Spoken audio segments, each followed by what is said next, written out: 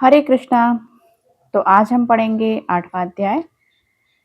आप सबको पता ही है कि मैं 7 अध्याय तक पढ़ चुकी हूँ, उसका महात्म भी, और 7वां अध्याय का मैंने महात्म और अध्याय दोनों साथ में पढ़ा है, ताकि आप कोई तिथि पर पढ़ना चाहें तो आराम से पढ़ सकते हैं। उसके लिए आपको अलग अलग 2 वीडियो में ना जाना पड़े। तो वैसे भले मैं खुद के लिए सेव कर रही थी, पर बाकी सब लोग भी देखते हैं तो उनके बारे में भी सोचना मेरा फर्ज है अब। तो अभी हम शुरू करते हैं 8वां अध्याय।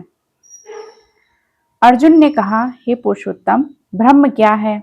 अध्यात्म किसको कहते हैं? अधिभूत क्या और आदिदेव क्या कहता है? हे मधुसूदन, अधियज्ञ क्या है और इस अधम में अधिदेह कौन सा है? मरने के विषय में स्थिर चित्त वाले लोग तुमको कैसे जान जाते हैं? श्री कृष्ण बोले, जो अक्षर अविनाशी और परम श्रेष्ठ है वही ब्रह्म है। प्रत्येक वस्तु का स्वभाव आध्यात्म कहता है और समस्त चराचर की उत्पत्ति करने वाला जो विसर्ग है वह कर्म है।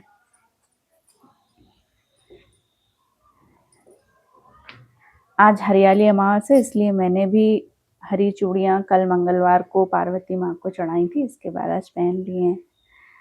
आप लोग भी घर पे हैं तो पहने भले। यदि नाशवान जो देह आदि नाशवान वस्तु हैं वह अधिभूत कहता है। विश्व रूप जो विराट पुरुष है वह अधिदेव है। और हे पुरुषों में श्रेष्ठ, इस देह में मैं ही अधियज्ञ हूँ। अंतकाल में जो मेरा ध्यान करता हुआ शरीर त्यागता है वह निसंदेह मेरे स्वरूप को पाता है। हे कुंती पुत्र, अंत समय मनुष्य जिस वस्तु का स्मरण करता हुआ शरीर त्यागता है वह उसी को पाता है। इस कारण तुम सदैव मुझ में ही मन और बुद्धि को लगाकर मेरा ही स्मरण करते हुए संग्राम करो। तुम निसंदेह मुझको ही आ मिलोगे। हे पार्थ, अभ्यास रूप योग से युक्त हो दूसरी ओर न जाने वाले मन से सदा चिंतन करता हुआ पुरुष परम और दिव्य पद को ही प्राप्त होता है। अतएव जो अंत समय में मन को एकाग्र कर भक्ति पूर्वक योगाभ्यास से बल से दोनों मोहों के मध्य भाग में प्राण को चढ़ाकर सर्वज्ञ अनादि संपूर्ण जगत के नियंता, सूक्ष्म से भी सूक्ष्मतर, सबकी पोषक, अचैतन्य स्वरूप, सूर्य के समान प्रकाशवान, तमोगुण से रहित परम पुरुष का ध्यान करता है वह उसको मिलता है। वेद के जानने वाले, जिनको अक्षर कहते हैं, वीतराग होकर सन्यासी जिसमें प्रवेश करता है और जिसको चाहने वाले ब्रह्मचर्य का आचरण करते हैं, उस परम पद को तुम से संक्षेप में कहता हूँ। जो सब इंद्रिय द्वारों को रोककर मन को हृदय में धारण कर प्राण को मस्तक में ले जाकर समाधि योग से स्थित इस अक्षर का उच्चारण करता हुआ देह को त्यागता है, उसे मोक्ष रूप उत्तम गति प्राप्त होती है। तो हे पार्थ, जो मुझ में मन लगाकर नित्य प्रति मेरा स्मरण करते हैं, उन सदैव स्मरण करने वाले योगियों को मैं बहुत सुलभ रीति से प्राप्त होता हूँ। मुझको प्राप्त होने पर परम सिद्धि को प्राप्त करने वाले महात्मा गण फिर यह जन्म नहीं धारण करते, जो नाशवान और दुख का घर है।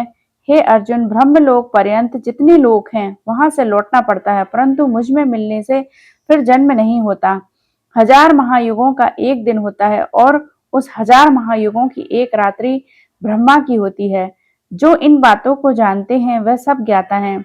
ब्रह्म का एक दिन होने पर अव्यक्त से भी सब व्यक्तियों का उदय होता है और रात को उसी में लय हो जाता है। हे पार्थ, समस्त चराचर वस्तुओं का यह समुदाय बार बार उत्पन्न होकर रात्रि के आगमन से में लीन हो जाता है। इस अव्यक्त से परे दूसरा सनातन अव्यक्त है, जो इन सबके नष्ट होने पर भी कभी नष्ट नहीं होता। उस अव्यक्त को ही अक्षर कहते हैं। वह वही परम गति है जिसको प्राप्त करके फिर संसार में नहीं जन्मते। वही मेरा परम धाम है। हे पार्थ, इसके अंतर्गत सब प्राण है और जिसने इस समस्त जगत का विस्तार कर रखा है वह श्रेष्ठ पुरुष अनन्य भक्ति से ही मिलता है। हे भारत शर्म, इस काल के योगी जन देह छोड़कर फिर नहीं लौटते और जिस काल में लौट आते हैं अब वह काल बतलाता हूँ। जिस काल में अग्नि, प्रकाश और दूसरे दिन शुक्ल पक्षों ऐसे उत्तरायण के 6 महीने में मृत्यु को प्राप्त हुए ब्रह्मविद ब्रह्म को प्राप्त होते हैं। धूम्र रात्रि कृष्ण पक्ष दक्षिणायन के 6 महीने इनके मध्य गमन करने वाले चंद्रमा की ज्योति को पहुंचते हैं और लौट आते हैं।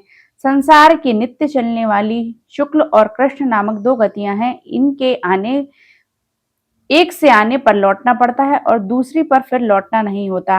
हे पार्थ, योगी इन दोनों गतियों को का तत्व जानता है, इसी से मोह में नहीं पड़ता।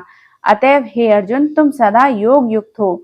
वेद, यज्ञ, तप और दान में जो पुण्य फल बतलाए गए हैं, योगी उन सब से अधिक ऐश्वर्य प्राप्त है और सर्वोत्तम आदि स्थान पाता है। तो कल हम पढ़ेंगे 8वें अध्याय का महत्तम। अभी हमने 8वां अध्याय पूरा कर लिया है और आज अमावस्या तिथि है, तो मैंने छोटा सा एक हवन भी किया था और आप लोगों से बोला था कि आप 7वें अध्याय का महत्व का पाठ जरूर करना, एक लोटे में जल लेके। वो पितरों के लिए होता है और हवन करना होता है अमावस्या को। तो मैं वो क्लिप भी डाल दूंगी, आप लोग चाहें तो देख सकते हैं। हरे कृष्णा।